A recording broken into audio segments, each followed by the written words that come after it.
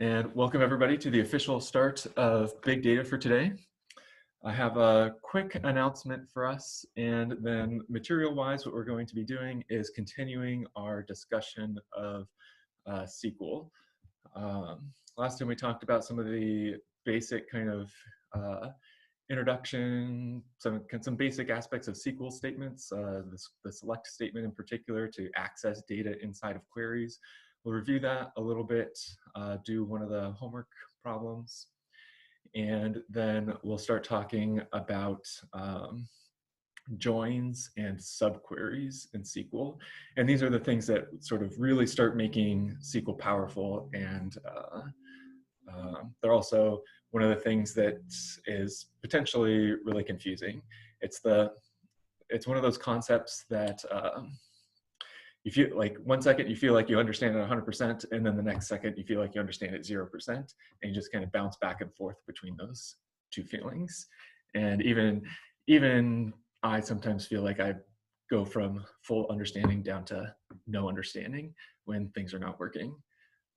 So we'll spend a fair bit of time on that. Okay, I'm gonna share my screen. And again, before starting on the actual material, I just wanted to point out that I've created a new issue with a quick survey link. The purpose of the survey is to just for me to get a sense of how the course is going for everybody. And there's two reasons for that. One is, so this is the first time that this big data course has been offered, and it's a kind of unusual course. It doesn't really exist at other schools, having a big data course that's really geared towards data science majors instead of computer science majors. And so a lot of the material that we've covered so far, especially this DevOps material and things like Docker and how to use the terminal and SSHing into remote servers. I just want to get a sense of kind of how that went for everybody while it's still fresh in everybody's mind, so that I can potentially improve that portion of the course or keep the good parts the same for future versions of this course.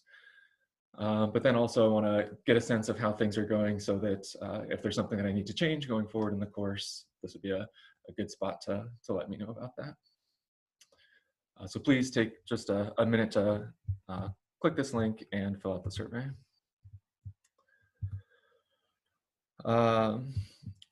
Yeah, last time we were under this week 3 basic SQL.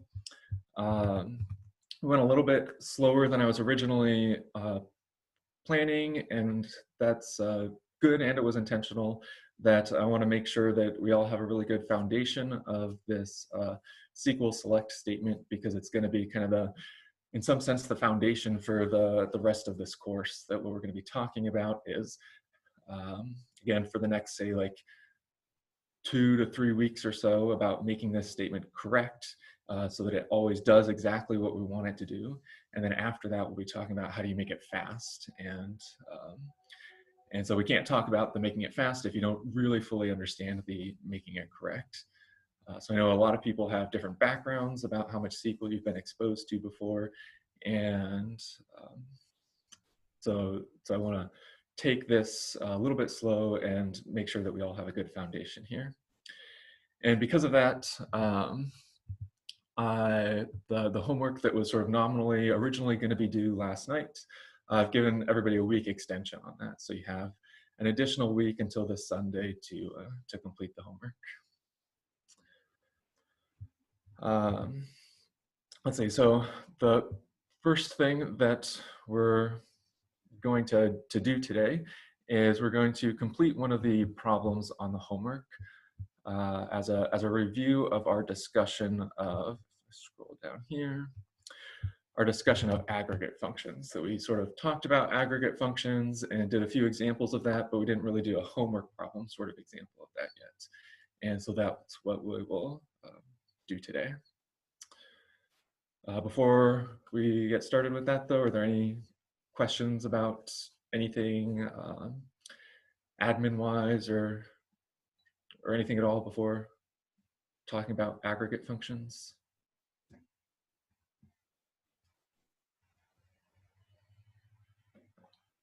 Okay. Then I'm going to switch my screen over to the terminal here. And so you can see I have two terminal windows open, and we'll try a top and bottom instead of a left and right session today. And both of these windows are open to the Pagilla homework folder in our week 3 of the class. And they both, again, have the same contents, and the sort of overall structure of these Postgres repositories is that there's really 3 folders that are sort of important folders, and all repositories for Postgres projects kind of follow the same structure, where inside of this SQL folder, that's not the actual that's the test cases for the project.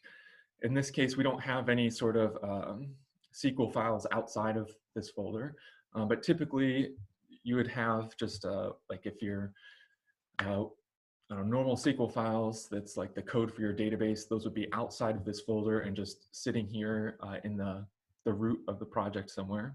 And inside the SQL folder is the test cases. The results folder is what happens when you actually run these SQL commands. They get put in the results folder, and the expected is what the expected output is supposed to be. And you pass the test case if the thing in the results matches the thing in the expected. So let's take a look. There's 17 different problems here. And we're going to look at, well, let's see. So last time we did the 01.SQL. So if we look at that, the format again is just at the top. There's a comment that describes what should go on in the, or what your select statement is supposed to do. And then below that is where you write your select statement. Yeah, I think we mentioned before that there's 2 ways in SQL to do comments, that if you do -- like this is a single line comment. And if you use this /* and then */, everything between these 2 parts is a multi-line comment, and so you can have longer comments that way. In order to actually run the test cases, so we'll do it up top. Let's see. So I currently have my Pagilla homework Docker repository or Docker container running. So I can do docker compose exec pg and then /check_answers.sh like that. And that's going to run all of the SQL files that are in the SQL folder. And you can see that this first one right here passes, that the statement that we wrote here is correct, and these other ones are failing because we haven't done anything on those problems yet.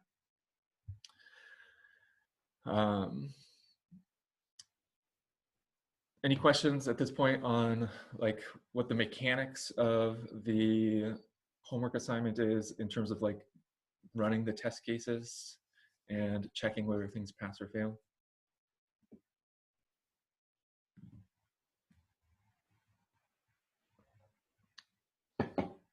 Okay. So let's take a look at this 6th problem right here. So in the bottom down here, I'll open that up in a new tab like this. And the idea, or our goal is to list the names of all the actors as well as how many actors have that last name. So the way I will approach this problem is I will start by just listing the last names of all the actors. So select, and then let's see, I happen to know what how to get the last name of the actor already, but rather than just typing it here, let's go through the process of seeing how you would figure that out for yourself. And there's 2 ways to do it. One is you can look in the SQL database, the Postgres database directly.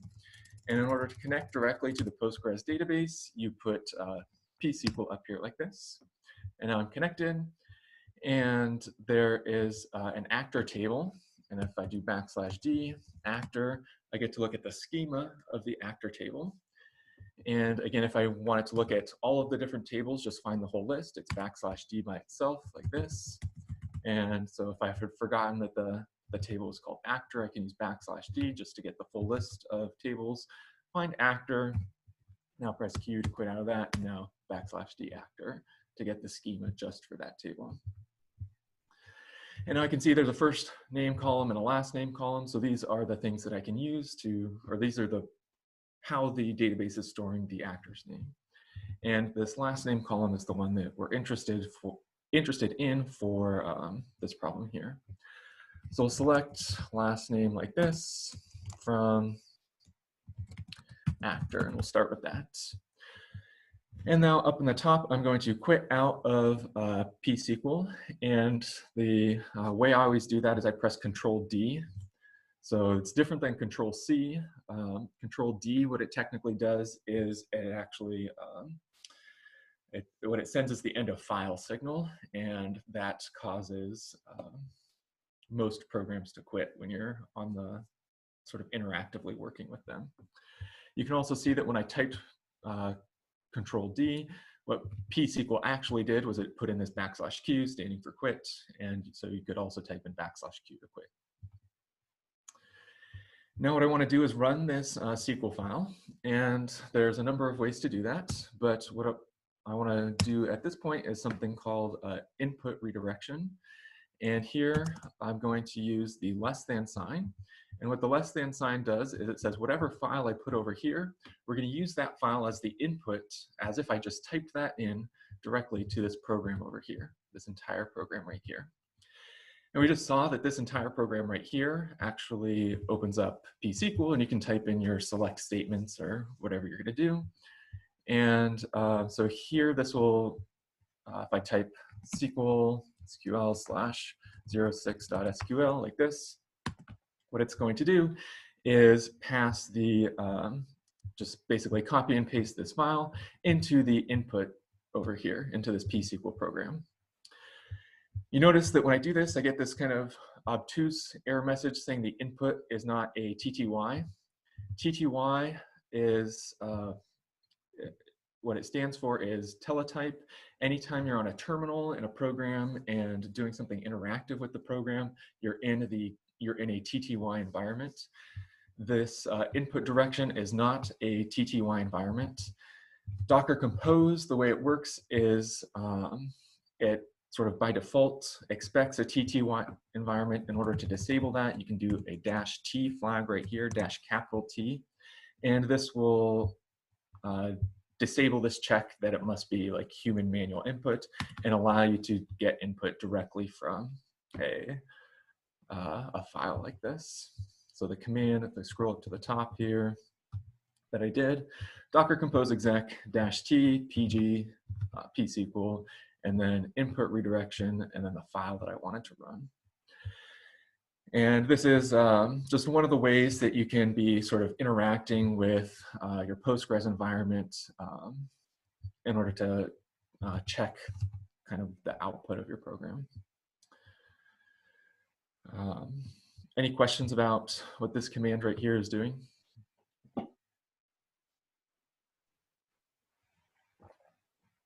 So can we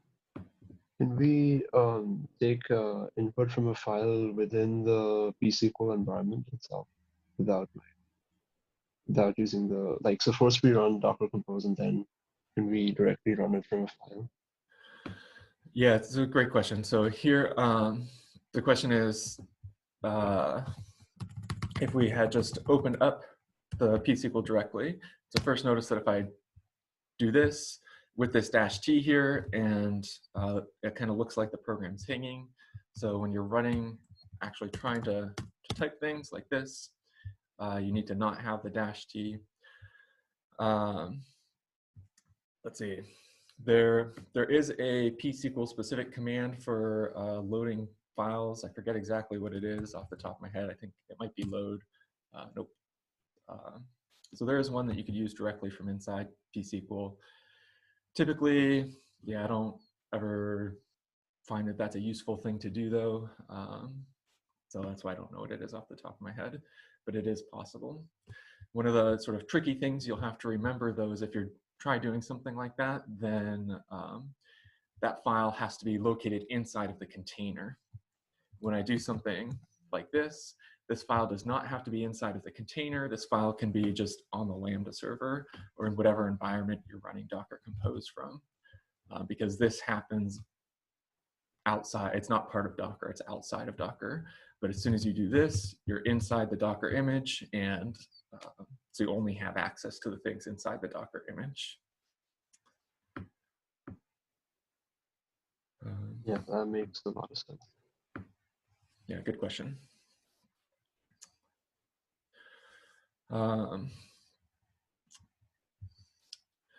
Okay, yeah, so here I've ran our, just this simple query right here. And this gets just the last names of all the different actors. What we want though is not just a list of the last names, we also want how many actors have that last name. And what I'm gonna do next is I'm gonna open up what the output is supposed to look like here so that we can kind of get a sense of what our target, what we should be trying to achieve. And again, the output is going to be in this expected folder. So down here on the bottom, tabby expected/06.sql. Oops. And these are .out. The outputs are .out, the inputs are .sql. 06.out. And here we get the last name and the last name count over here like this. And also notice that if I go back over here, it doesn't specifically specify exactly what the ordering should be, but looking at the output, I can see that it's not ordered by last name, it's ordered by the last name count over here, starting with the highest and down to the lowest. So there are 5 Kilmers, 4 Temples, 3 Williams, and so on. In order to, let's see, actually do this sort of aggregation, what we do is, so we have all the columns that we want. So we'll need to have 2 columns, 2 things that we're selecting from in our select statement. The last name is just the last name column. This last name count is where the actual aggregate function goes. And the aggregate function will be, oops, count of last name as last name count, like this. In order, whenever you're using one of these aggregate functions combined with a column name like this, you also have to add a group by clause down here, group by, and then the whatever the things are that you're grouping by must be exactly what's over here. It can be just a single column like it is in this case, but if we had multiple columns, they were doing both last name and first name, then whatever is in your list up here that is not an aggregate function must also exist in your group by clause. It's a little bit annoying that you have to sort of repeat yourself, have things up here and down here. That's because, again, SQL is an old programming language, originally invented in the 1970s, before people fully understood how to create like programming languages that were not redundant that way. But that's a redundancy that we just have to live with. If it's up here, it has to be down here as well. And so let's run that. And now you can see there are 2 columns outputted. And the only difference now is that our last name count is not in the correct order. So let's go ahead and add an order by clause, order by, and let's do last name count. We want to order by the last name count, this count right here. And let's rerun that now. And so now everything is sorted nicely over here in the last name count column on the right-hand side. But the default ordering is from low to high always. The default ordering is ascending.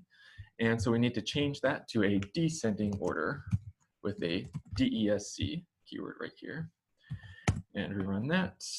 And let's scroll up to the top.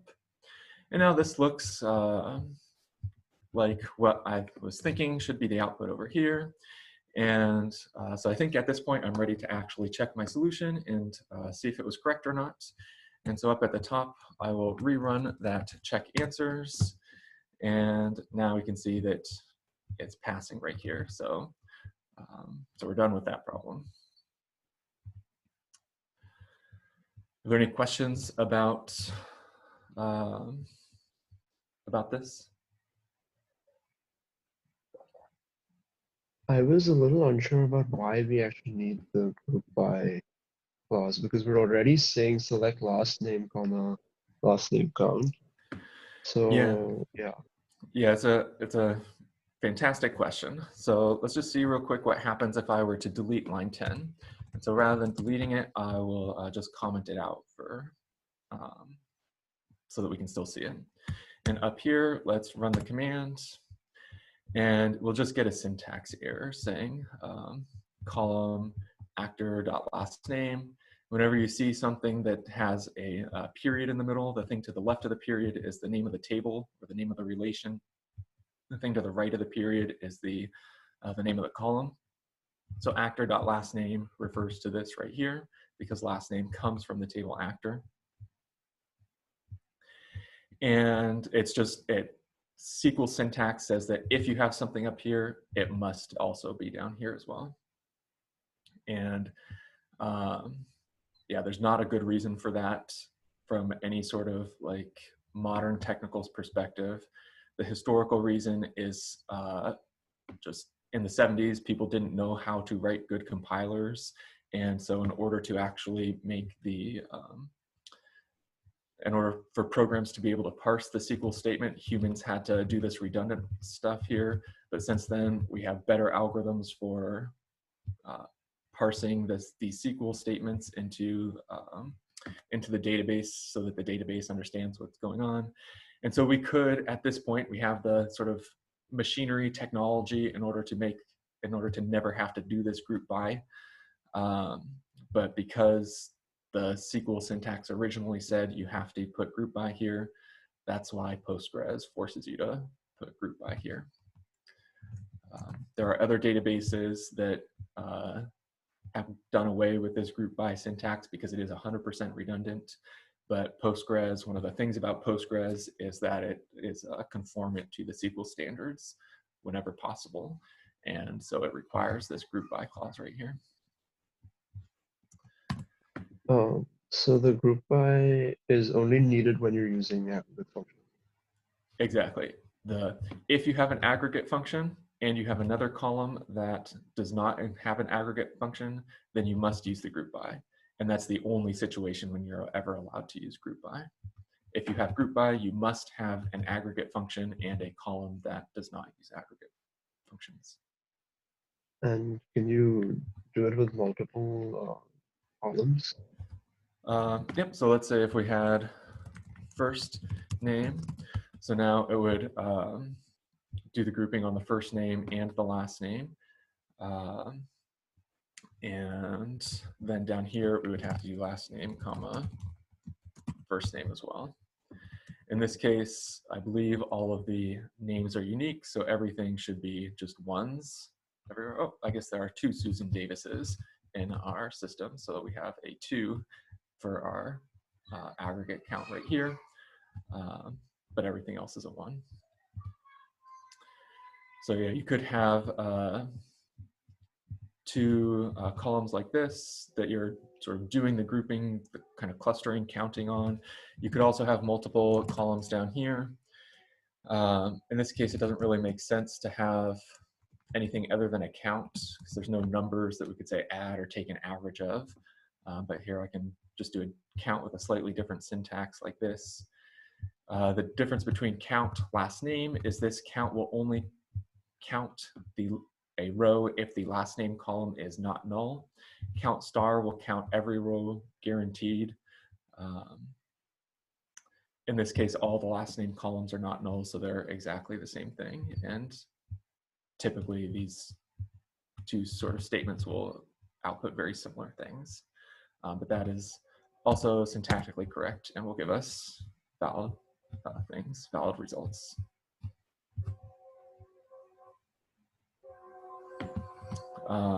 Yeah, for the homework assignment, you're not going to need to do multiple group bys or to have multiple of these aggregate functions. It'll just be at most a single column in the group by and a single function that you're aggregating on.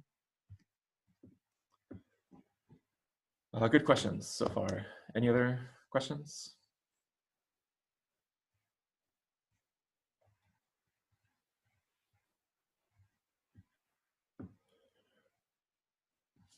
Okay, then what we're gonna talk about next is onto these new material, this join and this subquery operation.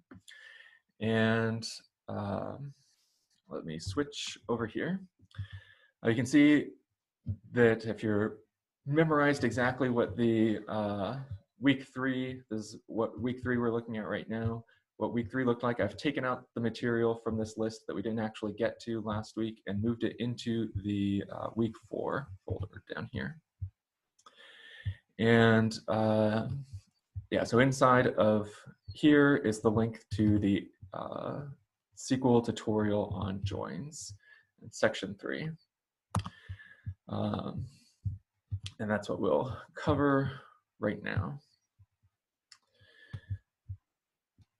Let's see, so this joins discussion that this website goes over, we're going to sort of follow it, but sort of not follow it. So if you want a, like, I don't know, maybe some of the explanations that we don't go over today, they don't fully click.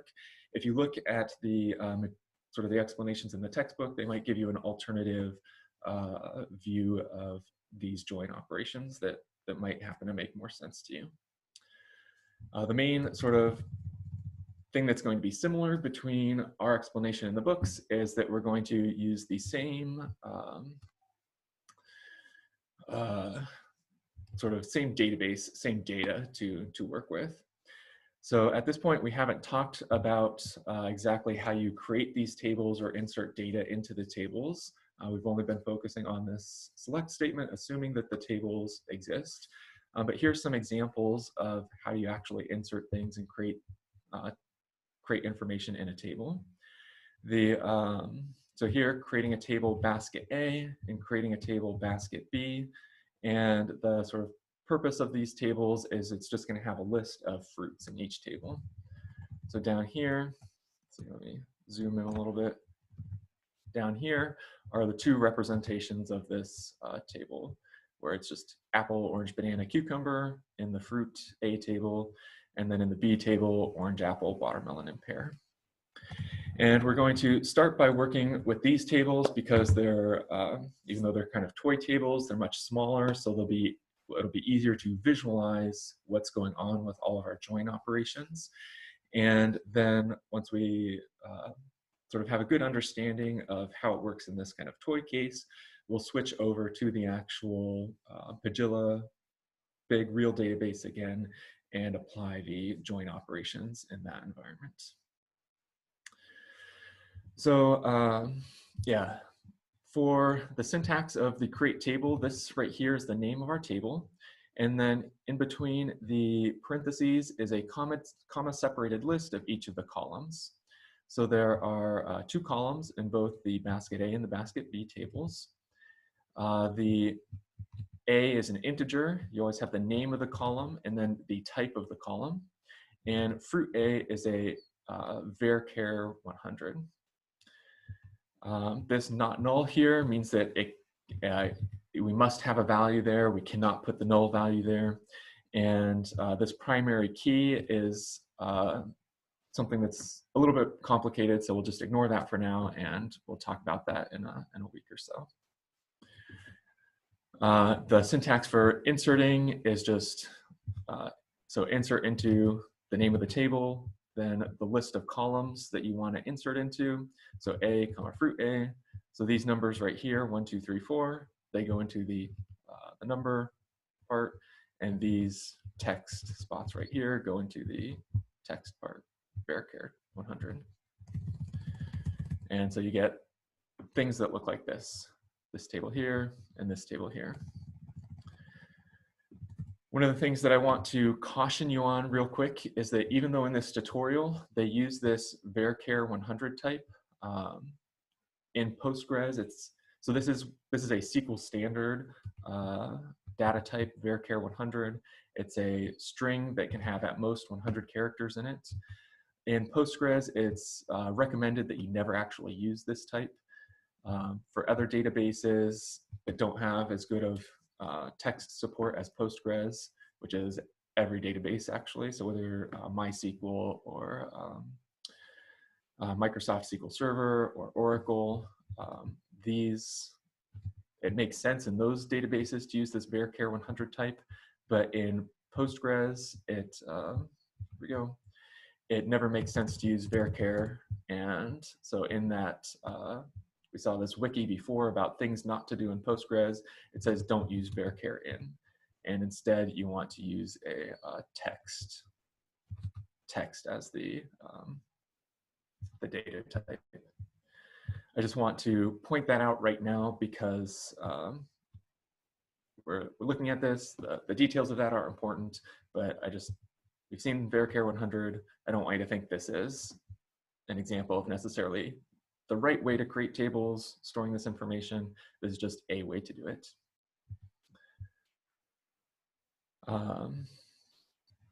Okay, so I'm going to switch again over to our terminal over here, and I'm going to do something a little bit fancy. So up here, I'm still in the Pagilla homework folder, but if we look at the inside of the week 4 folder, so ls://week4. Inside of here, there's a SQL file called createtables.sql. And I'm going to just open that up real quick. Vim week4/createtables.sql. And you can see that the contents of this file are exactly the same as the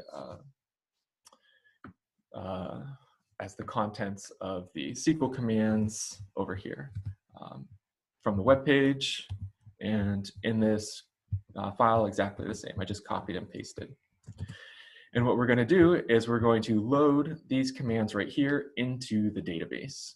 So the way that we'll do that is we saw before that we can use this docker compose exec -t and so on command with input redirection to load a SQL file into the database.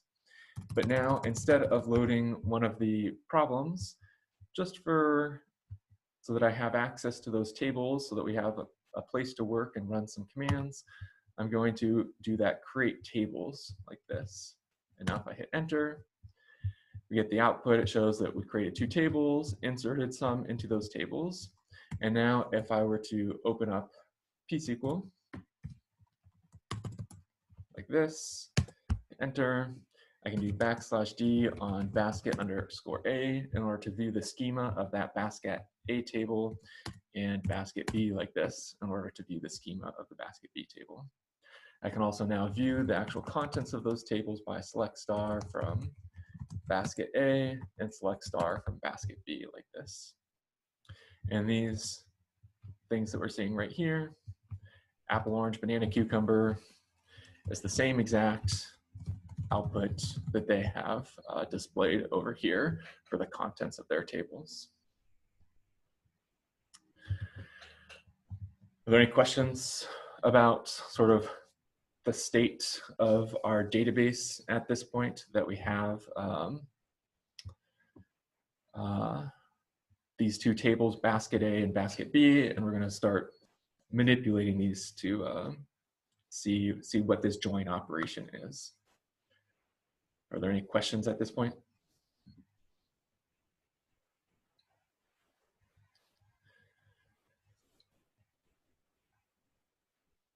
Okay, so then the first type of join that we're going to look at is something called the cross join or the cross product join.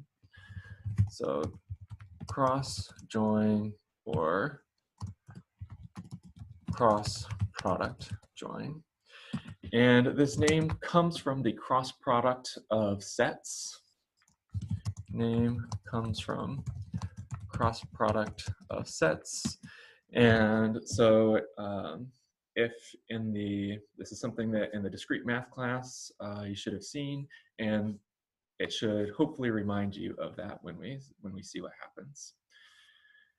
In order to, or the syntax for this type of join is you say select whatever you're selecting from, and then you can have multiple actually tables right here. So we'll select everything, select star from basket A, comma basket B.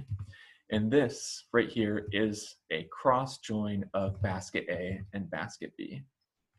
And if I hit enter, what you'll see, let me move this to the right, there we go.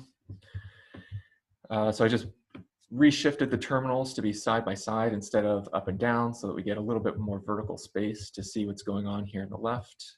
Here's my command, select star from basket A, comma basket B. And what happened is our columns, here we have A fruit A, B fruit B.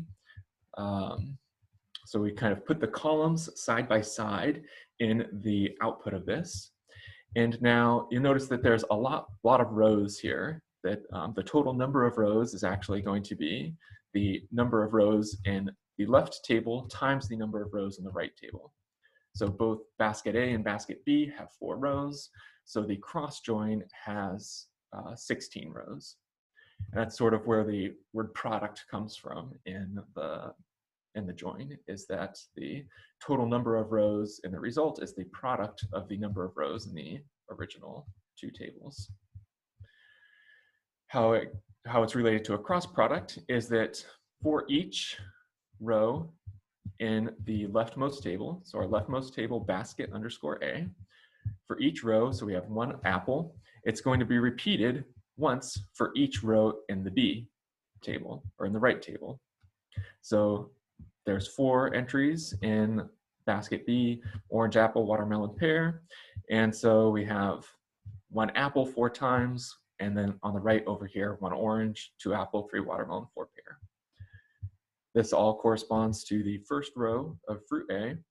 And then we do the same exact thing for the second row of fruit A. And you notice that these right-hand columns, right 2 columns over here, match exactly these parts of the columns over here. It's just the left columns that have changed.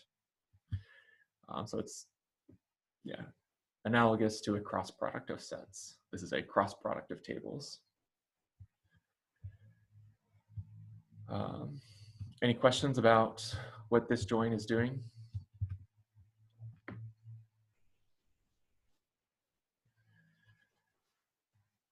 Okay, so this join is, well, I find it useful for explaining how the other joins work, but it's not a join that I have ever used in practice. And I think everybody who is a SQL programmer would agree that this is probably the most rare join that in practice you would actually want to use. So cross joins are super rare.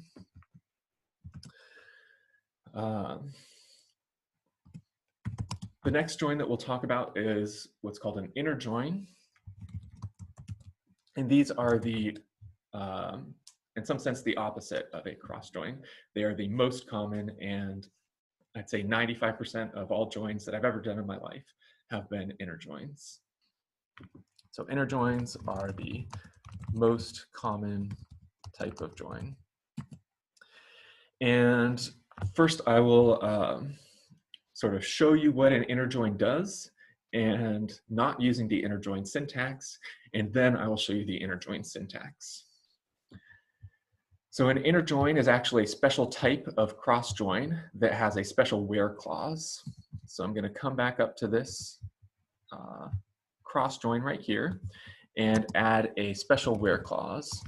and I'll say where A, or let's say where fruit A equals fruit B, where fruit A equals fruit underscore B, like this. And you notice that I get back these two results right here. There's only, in all 16 of these rows, there's only two situations where we have apple in fruit A and fruit B, and orange in fruit A and fruit B. The same thing in both columns. So this is semantically the same as an inner join, and it's just a cross join where we've selected two sets of columns, two columns to compare on, and have a where clause where we do that comparison.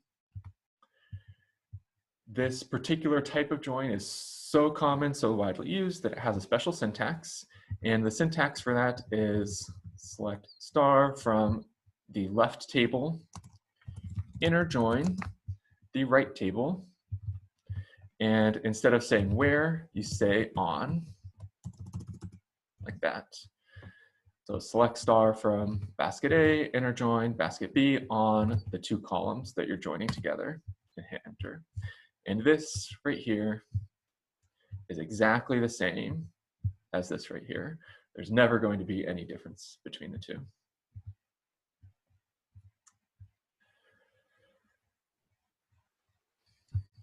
Are there any questions about the inner join so far?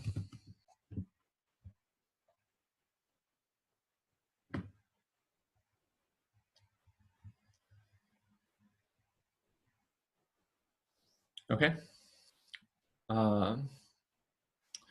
So now, before talking a little bit about the other types of joins, I want to spend a little bit more time talking about the applications of this inner join. And we'll do it specifically on the on that Pagilla data set. So we're going to switch over to actually thinking about the Pagilla data set now, instead of the sort of toy one. And I want to take a look at problem number 8. So number 8 there, and we'll open it up. And here, so we use a join to display the first and last names as well as the address of each staff member. And so I'm going to, in order to understand why this is going to require a join, let's switch back over here, and I'm going to look at our Pagilla homework assignment into that big table, or that big picture that we have over here. There we go. And here, each one of these tables, each one of these boxes is a table in the database. And each one of these items right here, each one of these rows is one of the columns in this table.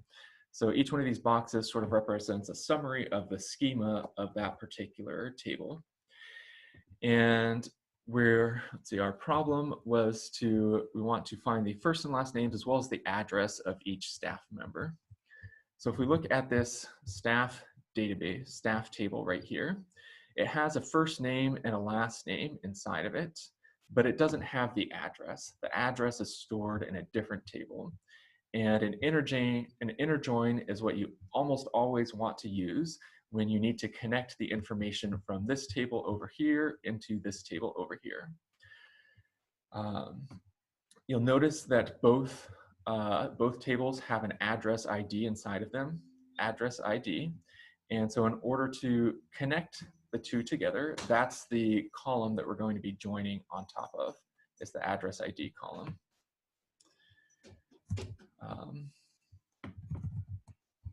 So this will look like select, so first name, comma, last name, and we'll just start with the first and last name, whoops, from staff, like that. So we'll start without using a join, just see how many entries are there in the staff table. And we will run it by using our input redirection like this. It's 08.sql that we're editing, so we'll do that, hit enter. And so we can see there's only 2 staff members right here, the first and last name right here. And now let's take a look at their address ID as well, like this, address ID here. And rerun this. And so they have address ID 3 and address ID 4. If I wanted to get their actual addresses, then what I could do is select, and the inside of this address table, there's an address field. So select address from addresses where address ID is in either 3 or 4. And I selected 3 and 4 right here because those are the address IDs of Mike and John. And so when I run this command now, let's see, is the table is just singular address by itself. So this from should be address right here, and rerun this command. And now we get 2 outputs like this. So this first output above right here is for this first select statement right here. And then this second output right here is from this second select statement right here. And this here is the address corresponding to address ID 3, and this here is the address corresponding to address ID 4. Let's put the actual address ID here in the output like that, rerun it. There we go, now we can see the actual address ID that corresponds to each of these people. So in order to get these addresses, I could manually run like one select statement to get the, figure out where in the second table I should be looking for that information, and then run a second select statement right here to actually extract that information. That's a little bit obnoxious to have to write 2 different select statements and then have to make my where clause down here sort of depend on the contents of this first select statement. And so this inner join lets me combine both of these into a single select statement. So the inner join will combine both selects into a single select. And so that we still have these to look at, I'll comment them out. That. And then let's copy that one here. And now I'm going to inner join. So our staff table with the address table. And now I say on the columns that I want to inner join. The syntax here is going to be a little bit, or look a little bit different, because here we have the same address ID is the same name in both tables. It's got the same name inside of staff and the same name inside of address. So if I said address ID equals address ID like this and ran that, it's going to get this sort of looking error message where it says that this address ID column is ambiguous. When we're using address ID, it doesn't know whether it should be talking about the address ID in staff or the address ID in address. And in order to tell it, that's when we use that dot notation that we saw before. So staff dot address ID and address dot address ID like this. And it says make the address ID in staff line up with the address ID in address. And I run that. Oops, and we're getting an error message right here as well. So it should be, I have to pick one of those in this part right here. Even though it doesn't matter which one I pick, it still wants me to pick one, and rerun this. And now we get their names, and here's the address ID. As part of the problem though, I mean, knowing the address ID, it's useful, but what I really wanted to know is the address itself. And so I'm going to change this so that or add the column address right here. And because address, first name, and last name are unique to one particular table, we don't have to qualify the name of the column with whichever table we're using. If you're using this dot syntax, this table to the left of the dot is called the qualification of this column right here. And rerun that, and now we've combined those two tables into a single table, so I can, with just a single select statement, get both of those pieces of information, both the people's names and their address, and put it together in a nice package.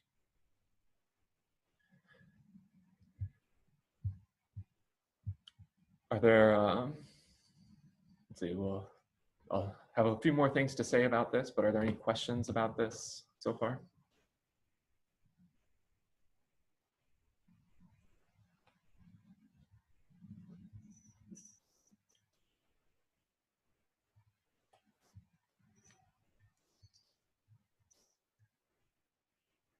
Okay, then let's go ahead and check our answer.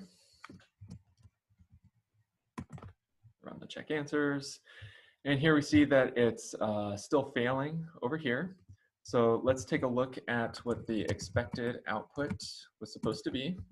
And we can see that it doesn't have that address ID column. So we're adding one more column that we don't need. So let's delete that up here, rerun that. And we're getting still a failing test case. So let's take a look at those are expected. Let's take a look at what we actually got. Remember, the results contains what we actually got, and expected contains what we we're supposed to get. And here we can see that in it's just the column name is different. That in the expected, it's called street address. In the actual results, it's just address by itself. So over here, let's add a column alias. This as command, this as keyword creates an alias. And the thing to the right is called the column alias, since this is a column that we were doing the alias on. Street underscore address like that. Save that, rerun the check answers, and now we are passing problem 8 right here.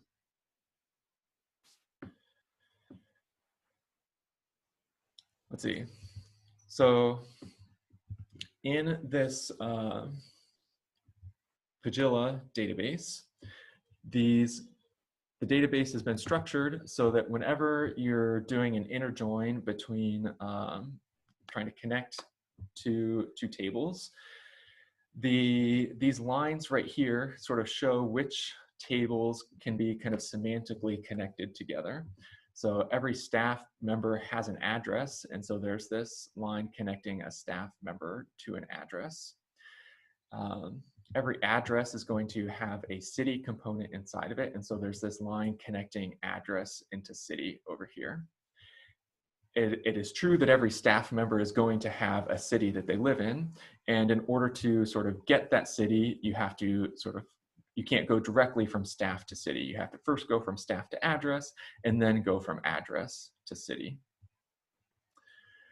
Anytime we're going from one table to another in the Pagilla database, it's set up so that it's always going to have some shared column name between the two tables. So in this case, from staff to address, the column name is just the address ID. You have address ID in staff and address ID under address. Going from address to city, you would have city ID in city and city ID in address. This is a very common pattern in databases in order to have sort of matching column names that you're doing inner joins on. And so SQL Postgres provides a special syntax that you can use to do that. So we can make this down here just a little bit nicer to work with. And in particular, I'll comment out line 13. So I'm going to did YY to comment a whole line, P to paste what I yanked, and DD to delete that. The special syntax is, so I'll do $$ to delete everything after on using address underscore ID like this. And this using says, I'm not gonna manually specify what the column is on both sides because it's the same column name, and so it's obnoxious to have to specify this whole thing. Using then the name of a column is exactly equivalent to doing this longer, more verbose thing where you say the left column dot the column name equals the right table dot the column name. And if I were to rerun that, we should, we're getting the same output, and so it's still passing. On all of the homeworks for this, or all the problems in this Pagilla homework, this first one, they're all just inner joins on two tables where the addresses are, or where the columns are matching, and so you can always do inner join using then the name of whatever the name of the column is that they share between them.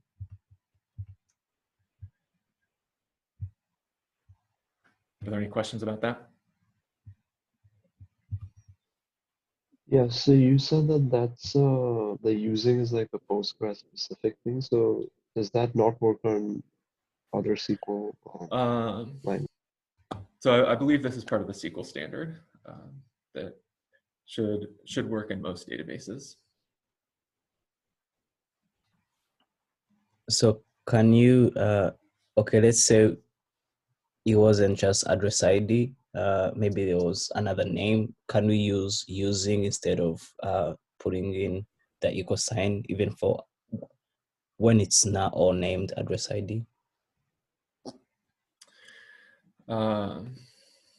Maybe I put in, because I think we did another join earlier, which had different names, but can you just say using parentheses, address ID, and maybe something else? Let's see. I'm going to do a different example next that I think may or may not. I think it's going to answer your question, but let me know if it doesn't. Sure. So yeah, typically when we're doing joins between two tables, and again, all the joins in the homework assignment, they're going to follow one of these paths between connecting two tables together. But you're not required, you can join any two tables kind of arbitrarily. And what I'm going to do here is look at, there's this table of customers up here, and there's this table of actors down here. And what I want to do is find all of the customers who are also actors, or all of the actors who are also customers, sort of get the intersection of those two tables. And I'll create a new SQL file, call it example.sql, and let's select first name, comma, last name from actor, inner join customer using first name, comma, last name, like this. So here I'm doing an inner join, and I'm joining on two different values, the first name and the last name. So in order for the in order for a row to be in the results, both the first name and the last name have to match in both the actor table and the customer table. This is equivalent to doing inner join customer on actor.firstname equals customer.firstname and actor.lastname equals customer.lastname. Both these two things are the same, just this one is more convenient. And actually this is the same as if we had done from actor, comma, customer, doing that cross product where this whole condition is satisfied. All three of these syntaxes are exactly we'll have the exact same results. And if we run this, let's run this on example.sql, and we get that there is exactly one actor, Jennifer Davis, who is also a customer of our system.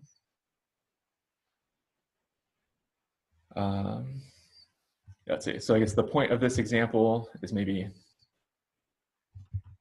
twofold. The first is you're not required to join on only a single column. So first name and last name instead of just one column. The second point is that you don't have to do your joins following these sort of lines, but these lines are something that's just been added specific to this database to show which tables are semantically related to other tables, and so that you can easily do inner joins on the name of a column. But in this case, I went actor directly up here to customer, and that's okay to do. And again, in the homework assignment, though, you won't need to do that. You can just follow sort of the lines. I don't know, Plissy, did that answer what you were asking, or was that something? Yes, it does. Yes, it does. Okay. Yeah, thanks. Good questions so far. Yeah, so I think this example right here, if you fully understand how this example is working, then you fully understand everything there is to know about inner joins. If this example right here is seeming a little bit like magic, then the thing to do is to go through it like this. Do this cross product, think about how this cross product works, and then apply this where condition. And that whenever I'm sort of like getting confused on how should I interjoin two tables, I always first do the cross product between them and then figure out what is the where condition on that resulting table that gives me the semantic thing that I'm looking for.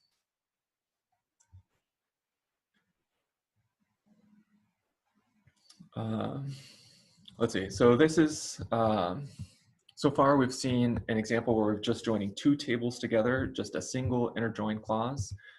And actually, let's do one more quick example with this.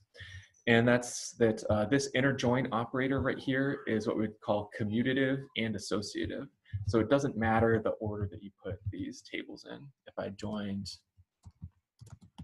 customer and then actor like that, it's going to give me the exact same results.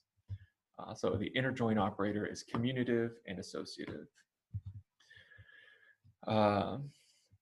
So what we're going to look at next is what happens when we sort of need to follow a really big path, joining multiple tables in order to connect things together.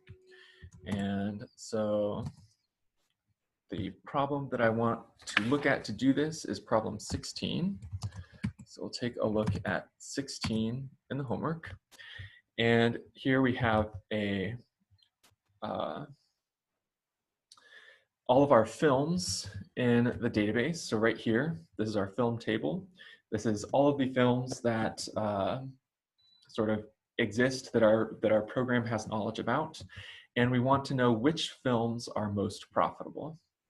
Well, this payment table right here contains the information about how much people have actually paid every time they check out from like purchase something at our store or rent something from our store. And this amount right here is the amount of money that they actually pay. Like I gave you $15 for whatever I rented.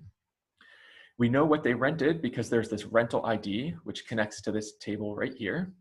The rental table would tell us staff ID, who was the person who did the actual checkout. It gives us the customer ID, who is the person who actually made the order.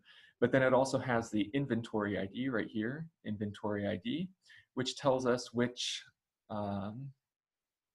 piece of our inventory did the person actually check out. The inventory table is different than the film table because film, let's see, in the inventory, say we have 5 different copies of a movie, Finding Nemo, then the inventory will have 5 different rows, one for each of those copies. The film table will only have a single row for the Finding Nemo film. And so if we want to get the title of whatever it was that the person paid for, we take the payment ID, or sorry, the rental ID right here, connect it to the rental table, and then the rental table, we have the inventory ID, connect it to the inventory table. The inventory table has a film ID, connect that to the film table, and then extract the title. So let's come over here and we'll do a select, do film.title. So here I'm qualifying the column name with the table name. I don't think that'll be necessary, but it's always optional to do that. From film, and then I'll inner join on the, what was it? The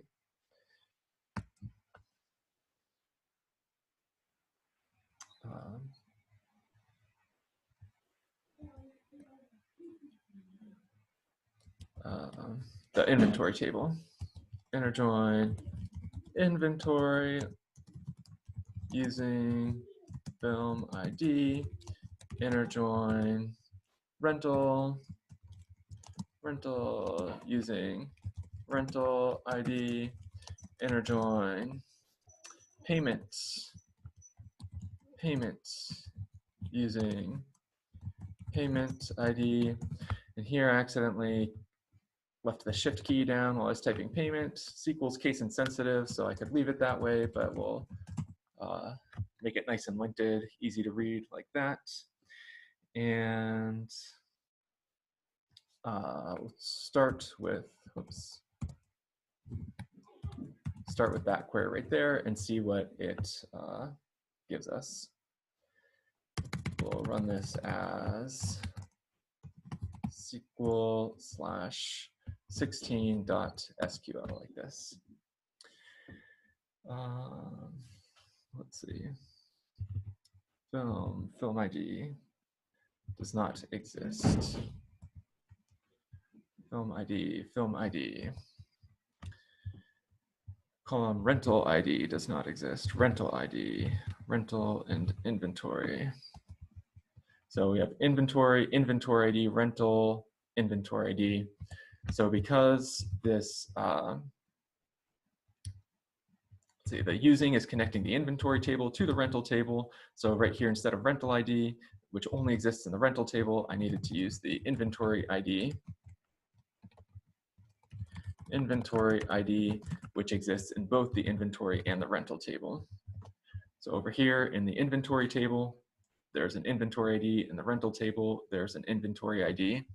So under the rental, interjoining this sort of everything that we have so far, interjoining it with the rental on inventory ID.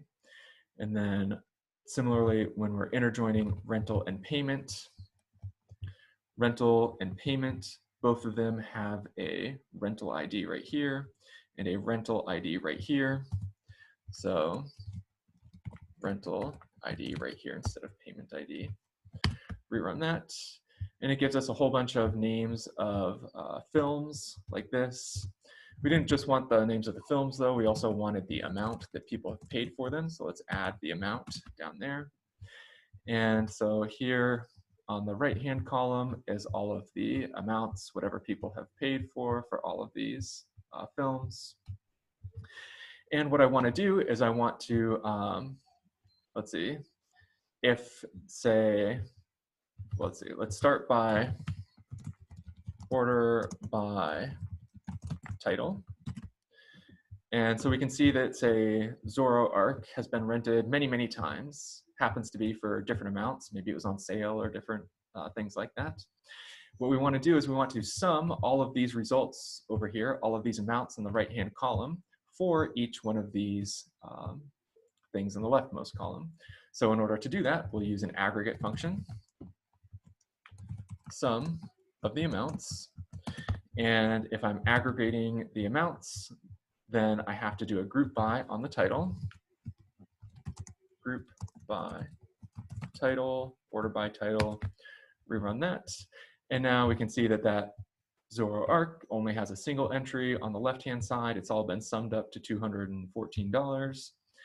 But what we wanted was it to be sorted not by the left-hand side over here, but sorted by the profit, how much we've made on renting out that movie. So instead of ordering by the title, let's order by the sum amount, like that, and rerun. And now at the bottom, we have the most profitable movie. We've Telegraph Voyage for $231. So the key things here, this is as complicated as the homework assignment problems get. The key things is that we're interjoining multiple tables together. The reason we went from film to payment, it specifically told us in the problem. And then how we selected what we're putting in the using section over here was we look at each table, find what they have matching. So for interjoining inventory with rental, find that they both have an inventory ID, put that in the using clause. And then because we also needed to do an aggregate function, we also needed to do the group by down here.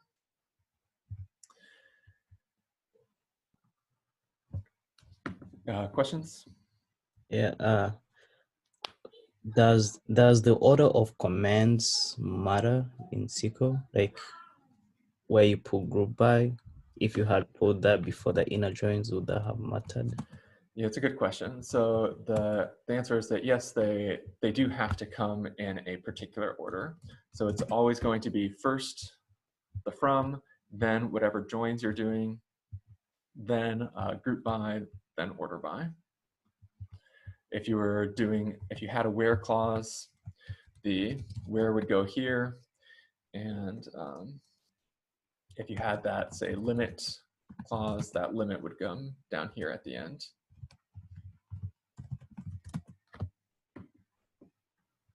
Thanks. Why are we using film.title instead of just title? Good question. So you can replace it with just .title and it will work exactly the same. Anytime you have a column, you can always qualify the column and it's never going to change things. So sometimes you're required to use the qualification if it's ambiguous. If there was another column with a title, I would have to say film.title, but you're never required to use an unqualified name. You can always add that in if you want. We're pretty much out the end of time, so I just want to, I'm gonna make sure that this passes the test case, and that'll be the end of class. I will stick around to answer questions after that, but also you should feel free to go. We're not going to cover new material at this point. I just want to make sure that this passes the test case and give you the answer to this problem. So in order to check this, what I'm going to do is open up the expected. We're on problem 16.out. And the first thing I'm noticing is that these columns are going in descending order. So I have to change my order by over here to a descending. And then I'm also looking at the titles up here, that we have title and profit. But if I looked up at the result of my command, if I can get to it, I was scrolling past. There we go. It's showing up as sum. So I have to relabel this as profit, like that. And now if I